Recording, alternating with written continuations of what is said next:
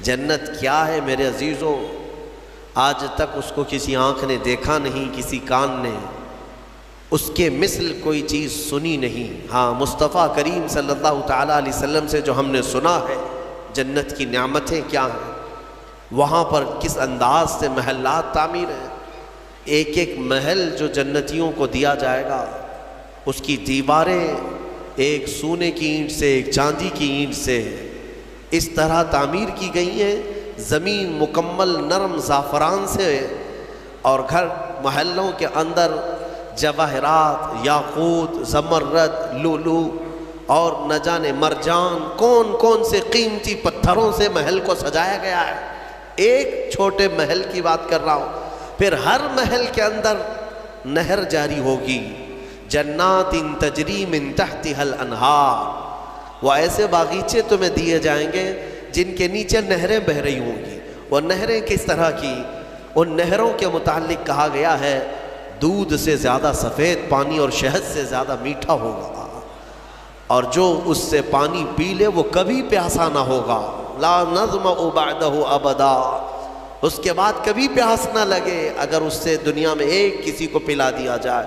وہ جنت کی نہریں ایک ایک کا سب، ایک ایک جنتی ان سب چیزوں کا مالک ہے۔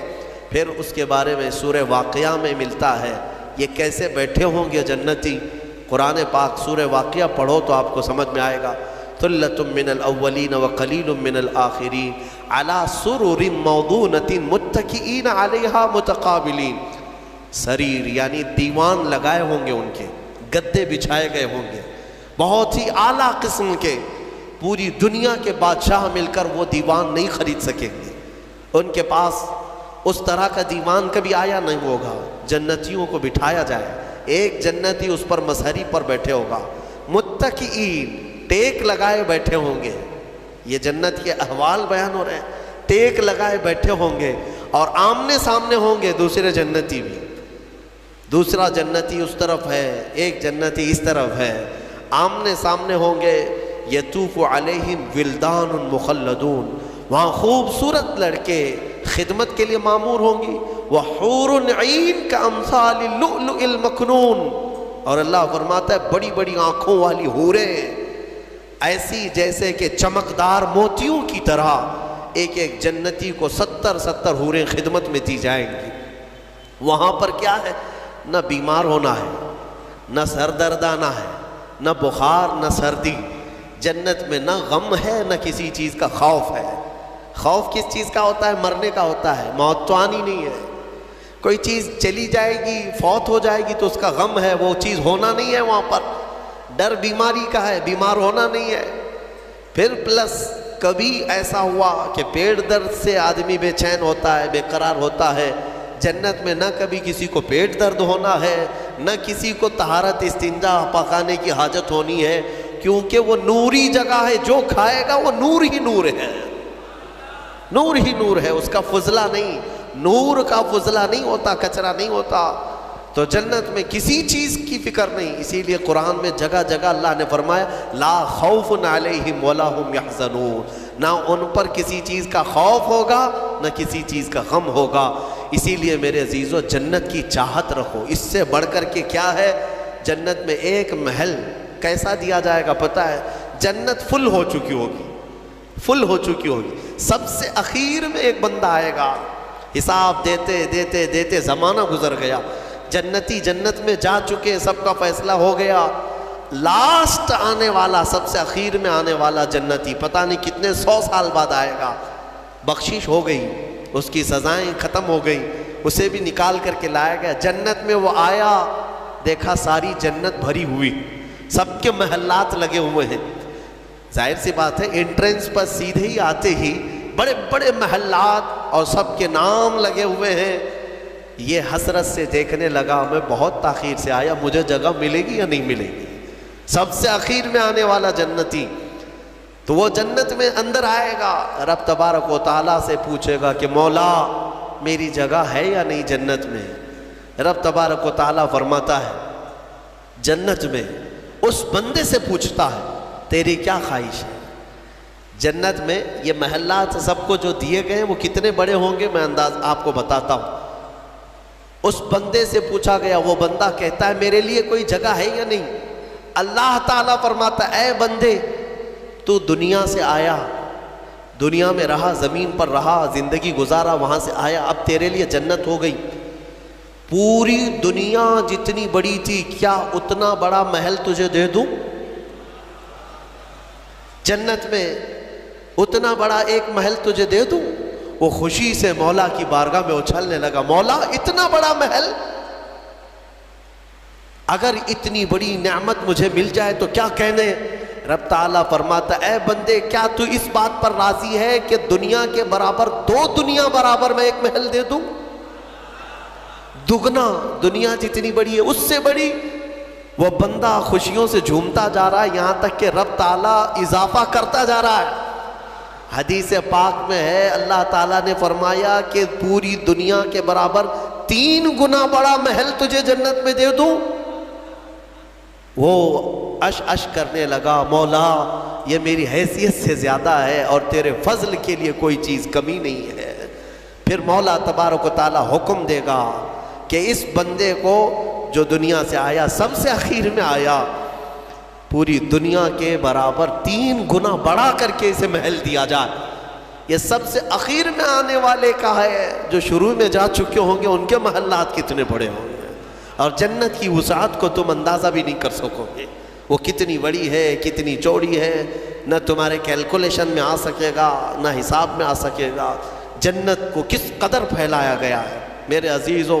اب نعمتیں ایسی ہیں کہ اللہ تعالیٰ فرماتا ہے جنتی جب جنت میں جائیں گے، کلما رزقوا فیہا من ثمرۃ رزقا قالوا ھذا الذی رزقنا من قبل، جس چیز کی خواہش ہوگی نا وہ ان کا کھانا وہاں سامنے رکھا ہوگا، پھل کھانے کی خواہش، وہ جو کھانے کی خواہش کریں گے جنتی، وہ وہاں پر خدمتگار جنت میں لا کر ان کے سامنے رکھ دیں گے۔ اور فرمایا گیا کہ ہر بار ایک ہی قسم کے پھل کی طرح شکل ایک ہی ہوگی اور مزے الگ الگ ہوں گے، ایک ہی چیز لائی جا رہی ہے۔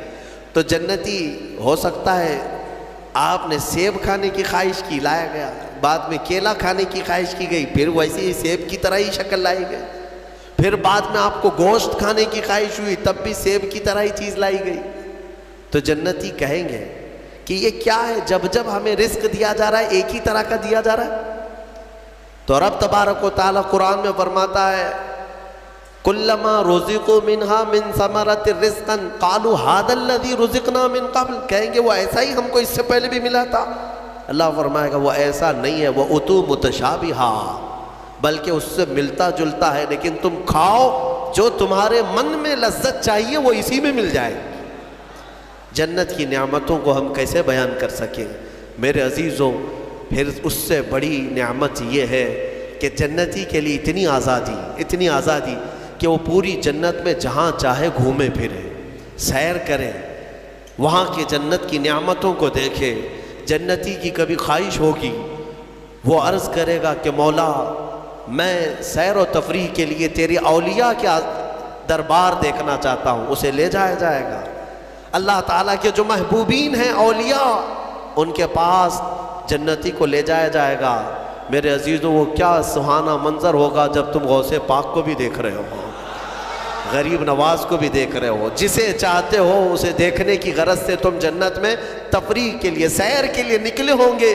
یہاں تک کہ جنتی خواہش کرے گا کہ مولا میں تیرے رسول کے صحابہ دیکھنا چاہتا ہوں، مولا میں تیرے انبیاء کے محلات دیکھنا چاہتا ہوں، لے جاؤ اسے ابراہیم علیہ السلام کے پاس، موسیٰ علیہ السلام کے پاس، عیسیٰ علیہ السلام کے پاس، جتنے انبیاء ہیں سب کے دربار میں جاتا رہے گا، جنت میں سیر کرتا رہے گا۔ وہ وقت بھی کیسا ہوگا جب تم خواہش کرو گے مولا میں محمد الرسول اللہ کے محل میں جانا چاہتا ہوں، کہا جائے گا لے جاؤ۔ وہ جنت الفردوس کے اعلیٰ مقام پر ہوں گے اپنے صحابہ کے ساتھ، لیکن زیارت تمہیں بھی ہوگی۔ رسول کریم صلی اللہ تعالیٰ علیہ وسلم کے دربار میں بھی جنتی پہنچیں گے، ہر ایک کو دیکھیں گے۔ پھر جانتے ہیں جنت کی سب سے بڑی نعمت کیا ہے؟ سب سے بڑی نعمت کیا ہے؟ جنت کی سب سے بڑی نعمت یہ ہے کہ رب تبارک و تعالیٰ فرمائے گا بندے سب کی تو نے زیارت کی، اب حجابات ہٹاتا ہوں تو میرا بھی دیدار کر لے۔ اللہ رب العزت وہاں پر حجابات ہٹائے گا اور بندے کے لیے سب سے بڑی نعمت یہ ہے کہ جنت میں بندہ اپنے رب کا دیدار کرے گا. وجوہ یومئذ ناظرہ الی ربہا ناظرہ.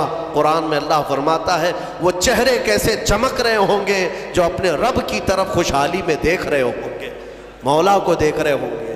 اور ایک روایت یہ بھی ملتی ہے جنتیوں کو اس دن یہ کہا جائے گا کہ اے جنتیوں آج تم کچھ سننا پسند کرو گے؟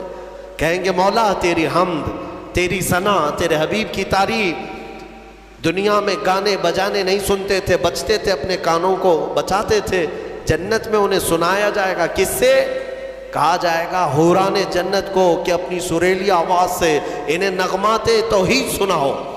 اللہ تعالیٰ کے حمد کی، توحید کی وہ سریلی آواز میں نغمات سناتی رہیں گی. جانتے ہیں جس کو سننے کا شوق ہوتا ہے وہ مدہوش ہوتا ہے.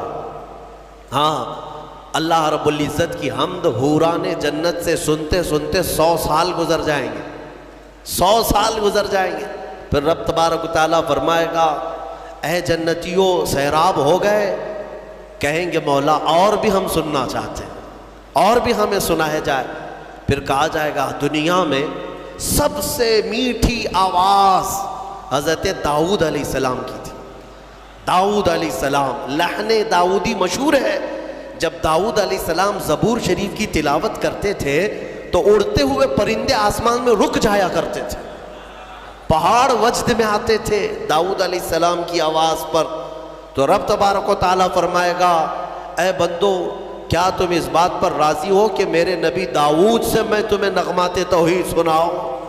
داؤد علیہ السلام سے کہا جائے گا کہ اے داؤد آپ میرے ان بندوں کو میری حمد سنائیں.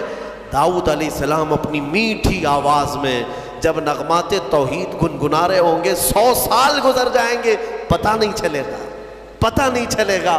پھر مولا تعالیٰ فرمائے گا سیراب ہو گئے، تم سیراب ہو گئے. جنتی کہیں گے مولا تیری حمد اور بیان ہو تو اچھا ہے، اب ہاں اور ہم سننا چاہتے ہیں. رب تعالیٰ فرمائے گا فرشتوں حجابات ہٹاؤ، میں خود سناؤں میرے بندے سنیں گے. مولا کریم کیا وہ منظر ہوگا. اسی لیے جنت میں جانے کی تڑپ رکھو، طلب رکھو. ایسے نہیں کہ یہاں پر 4 دن کی عیاشی کے لیے جنت کو قربان کر دیا. یہاں تم گھوم پھر کر کے خوب محنت کر کے بھی اگر کچھ حاصل کر لیے تو کتنا کر لو گے، کتنا جی لو گے.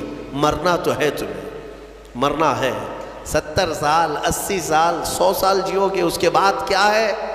موت تو آنی ہے. اور تمہارے جسم کے ساتھ ہمیشہ خطرہ بنا ہوا ہے دنیا میں. پتہ نہیں آج تو ٹھیک ٹھاک ہوں، کل پتہ نہیں کیا ہونا ہے. سردی موت کا سبب بنتی ہے، سر درد جو ہے بڑی بیماریوں کا سبب بن جاتا ہے. اچھے خاصے لوگوں کو ہم دیکھتے ہیں اچانک ختم ہو گئے. تو یہ دنیا تو ایسی ہے، تم کروڑوں کما کر کے بھی وہ عیش نہیں لا سکو گے. ہم نے دیکھا ہے، آپ نے قارون کی جنت سنی، قارون کے خزانے سنے ہوں گے، اور شداد کی جنت سنی ہوگی. شداد نے جنت بنا دیا تھا دنیا میں. جنت کا مطلب وہ سن کر کے اس نے بھی سونے چاندی کی اینٹوں سے محل بنا دیا، اندر باغیچے لگا دیا، نہریں جاری کر دیا. لیکن شداد اس جنت میں قدم تک نہیں رکھ سکا، اس سے پہلے موت آ گئی، مر گیا. مرنے کا ٹینشن تو روز ہے تمہیں آج، جنت میں نہیں. یہاں اسی لیے میں کہتا ہوں دنیا پر جنت کو قربان مت کرنا. بہت زیادہ اگر تم محنت کر بھی لے جاؤ گے تو چند دنوں کا عیش ہے تمہارے پاس. یہ مال، یہ متاع، یہ عورتیں، یہ بچے